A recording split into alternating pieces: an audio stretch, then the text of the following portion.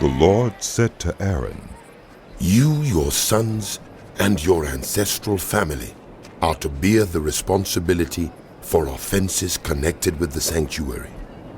And you and your sons alone are to bear the responsibility for offenses connected with the priesthood.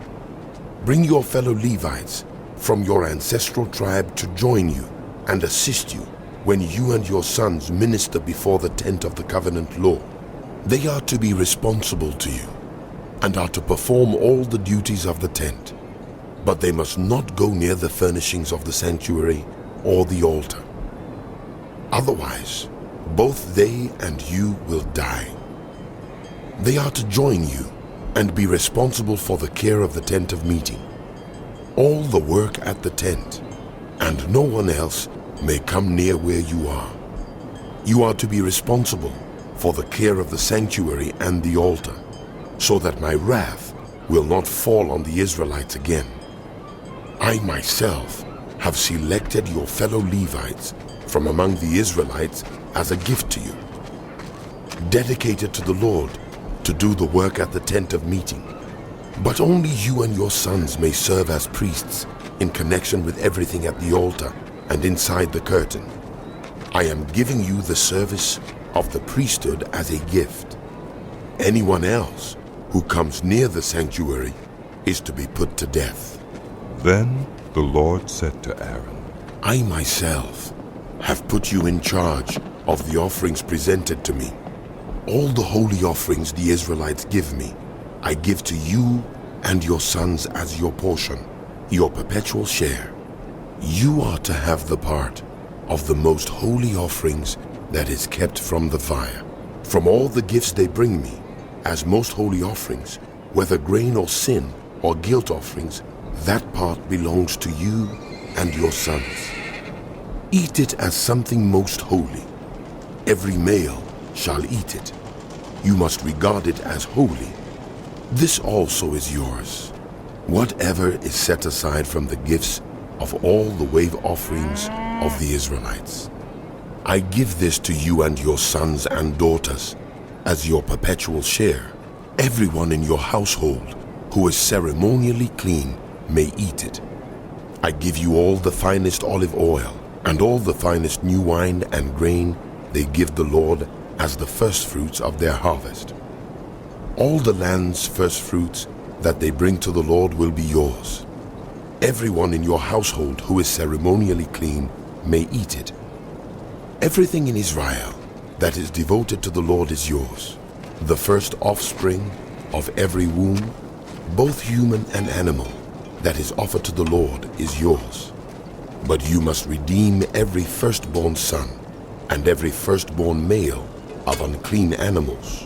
When they are a month old, you must redeem them at the redemption price set at 5 shekels of silver, according to the sanctuary shekel, which weighs 20 gerahs. But you must not redeem the firstborn of a cow, a sheep, or a goat. They are holy. Splash their blood against the altar and burn their fat as a food offering, an aroma pleasing to the Lord. Their meat is to be yours, just as the breast of the wave offering and the right thigh are yours. Whatever is set aside from the holy offerings the Israelites present to the Lord, I give to you and your sons and daughters as your perpetual share. It is an everlasting covenant of salt before the Lord, for both you and your offspring. The Lord said to Aaron, You will have no inheritance in their land, nor will you have any share among them. I am your share and your inheritance among the Israelites. I give to the Levites all the tithes in Israel as their inheritance in return for the work they do while serving at the tent of meeting. From now on, the Israelites must not go near the tent of meeting, or they will bear the consequences of their sin and will die. It is the Levites who are to do the work at the tent of meeting and bear the responsibility for any offenses they commit against it. This is a lasting ordinance for the generations to come. They will receive no inheritance among the Israelites. Instead, I give to the Levites as their inheritance the tithes that the Israelites present as an offering to the Lord. That is why I said concerning them, they will have no inheritance among the Israelites. The Lord said to Moses, Speak to the Levites and say to them, when you receive from the Israelites the tithe I give you as your inheritance, you must present 1/10 of that tithe as the Lord's offering. Your offering will be reckoned to you as grain from the threshing floor or juice from the winepress. In this way, you also will present an offering to the Lord from all the tithes you receive from the Israelites. From these tithes, you must give the Lord's portion to Aaron the priest. You must present as the Lord's portion the best and holiest part of everything given to you. Say to the Levites, when you present the best part, it will be reckoned to you as the product of the threshing floor or the winepress. You and your households may eat the rest of it anywhere, for it is your wages for your work at the tent of meeting. By presenting the best part of it, you will not be guilty in this matter. Then you will not defile the holy offerings of the Israelites, and you will not die. The Lord said to Moses and Aaron, This is a requirement of the law that the Lord has commanded. Tell the Israelites to bring you a red heifer without defect or blemish, and that has never been under a yoke. Give it to Eleazar the priest. It is to be taken outside the camp and slaughtered in his presence. Then Eleazar the priest is to take some of its blood on his finger and sprinkle it 7 times toward the front of the tent of meeting. While he watches, the heifer is to be burned, its hide, flesh, blood, and intestines.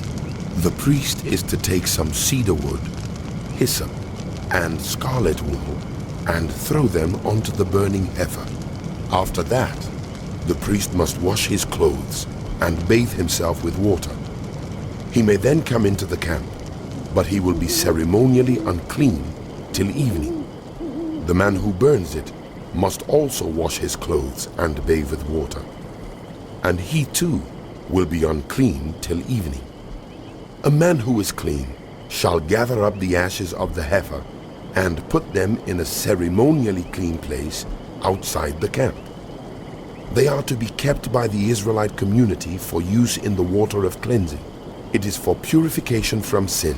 The man who gathers up the ashes of the heifer must also wash his clothes, and he too will be unclean till evening. This will be a lasting ordinance both for the Israelites and for the foreigners residing among them. Whoever touches a human corpse will be unclean for 7 days. They must purify themselves with the water on the 3rd day and on the 7th day. Then they will be clean. But if they do not purify themselves on the 3rd and 7th days, they will not be clean. If they fail to purify themselves after touching a human corpse, they defile the Lord's tabernacle. They must be cut off from Israel. Because the water of cleansing has not been sprinkled on them, they are unclean. Their uncleanness remains on them. This is the law that applies when a person dies in a tent. Anyone who enters the tent and anyone who is in it will be unclean for 7 days, and every open container without a lid fastened on it will be unclean. Anyone out in the open who touches someone who has been killed with a sword, or someone who has died a natural death, or anyone who touches a human bone or a grave will be unclean for 7 days. For the unclean person, put some ashes from the burned purification offering into a jar and pour fresh water over them. Then a man who is ceremonially clean is to take some hyssop, dip it in the water, and sprinkle the tent and all the furnishings and the people who were there. He must also sprinkle anyone who has touched a human bone or a grave, or anyone who has been killed, or anyone who has died a natural death. The man who is clean is to sprinkle those who are unclean on the 3rd and 7th days. And on the 7th day he is to purify them. Those who are being cleansed must wash their clothes and bathe with water, and that evening they will be clean. But if those who are unclean do not purify themselves, they must be cut off from the community, because they have defiled the sanctuary of the Lord. The water of cleansing has not been sprinkled on them, and they are unclean. This is a lasting ordinance for them. The man who sprinkles the water of cleansing must also wash his clothes, and anyone who touches the water of cleansing will be unclean till evening. Anything that an unclean person touches becomes unclean, and anyone who touches it becomes unclean till evening. In the first month, the whole Israelite community arrived at the desert of Sin, and they stayed at Kadesh. There, Miriam died and was buried. Now, there was no water for the community, and the people gathered in opposition to Moses and Aaron. They quarreled with Moses and said, "If only we had died when our brothers fell dead before the Lord. Why did you bring the Lord's community into this wilderness? That we and our livestock should die here?" Why did you bring us up out of Egypt to this terrible place? It has no grain or figs, grapevines or pomegranates, and there's no water to drink. Moses and Aaron went from the assembly to the entrance to the tent of meeting and fell face down, and the glory of the Lord appeared to them.